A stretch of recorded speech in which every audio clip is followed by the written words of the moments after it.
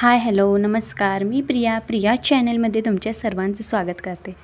तर good morning सगळ्यांना. आजचा दिवस तुम्हाला खूप खूप खूप छान आणि आनंदाचा जावो ही स्वामीचरणी प्रार्थना. तर आजचा माझा व्लॉग आहे सकाळचा टिफिन. तर खूप सकाळी मी 5:30 बरोबर उठलेली. म्हटलं चला आपण आज टिफिन बनवूया. खूप वेळ पण वाचेल आपला आज लवकर उठल्यामुळे. म्हणजे रोजचंच टायमिंग आहे माझं, पण आज जरा हळूहळू चालेल त्याच्यामुळे माझा टिफिन लवकर तयार झाला. तर मी नाश्त्यासाठी सांज्याचा उपमा किंवा उपीट म्हणू शकतो आपण. सांज्याचं केले ट्राय करते एकदा दोनदा, पण छान लागतं ते सांज्याचं. गोड सांजा केला तर कोणीसुद्धा खात नाही. तर माझा स्वयंपाक ऑलमोस्ट रेडी झालेला आहे. चपात्यासुद्धा झालेल्या आहे.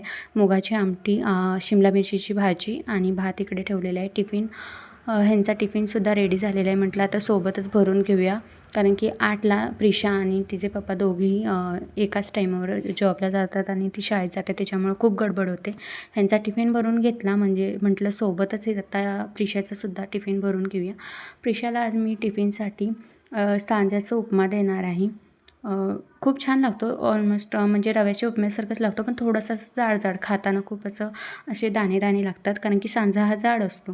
तर गोड जर सांजा केला तर कोणीसुद्धा आमच्यात खात नाही, त्याच्यामुळे ते खूप दिवस झालं डीमार्टमधून आणून ठेवलेलं. म्हटलं याचा काहीतरी उपयोग करूया. तर आज सांजा नाही बनवला, सॉरी, उपमा बनवला आहे.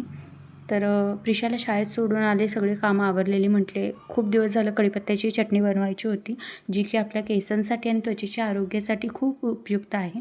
आणि त्याच्यासाठी मी जाऊन फ्रेश असा कढीपत्ता तोडून आणलेला आहे. म्हटलं आता प्रिशाला शाळेतून आणेपर्यंत काहीतरी आपल्याकडे वेळ आहे, तर ते मी कढीपत्ता नीट करून घेत होते. तर तुम्हीसुद्धा ही रेसिपी नक्की ट्राय करा. मी उद्याच्या व्लॉगमध्ये कढीपत्त्याची चटणीची फुल रेसिपी टाकणार आहे, तर तुम्ही बघूनही तुम्ही करू शकता. तर त्यासाठी मी हे प्रिपरेशन करून ठेवत आहे. जर आज रात्री वेळ मिळाला तर आजसुद्धा मी करून ठेवेन ही चटणी कशी आहे. तर मी कढीपत्ता इथे सगळा नीट करून घेतलेला आहे आणि एवढा छान वास येतो, घमघमत असा वास सुटलेला आहे. तर नीट करून झालेलं आहे. प्रिशाला शाळेचं टायमिंग झालेलं आहे, म्हटलं आणावं. तर प्रिशाला शाळेत आणायला गेलेली. तर हे बघा, प्रिशाला शाळेतून घरी घेऊन येत होती. शाळा जवळ असल्यामुळे तिला काही टेन्शन नाही एवढं. आता रमले ती मस्त, शाळेत रडत वगैरे नाही. मॅडमसुद्धा म्हटल्या की तुमची मुलगी खूप छान आहे आणि चुणचुणीत आहे असं त्या म्हटल्या. तर तिला शाळेतून घरी घेऊन आले. तर आता तिला मी विचारणार आहे. मी शाळेतून रोज आले की तिला विचारते की आज काय शिकवलं तुला टीचरने, काय अभ्यास दिला. तर अशी दमून आलेली असते, तिला तहान लागलेली. तर बघूया तिचे रिॲक्शन काय असेल. मम्मा केली? दमलीस? काय शिकवलं स्कूलमध्ये?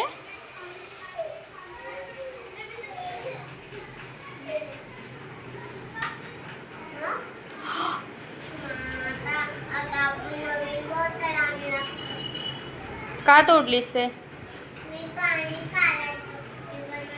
मी लावून देते नंतर. हां, बॉटल्स.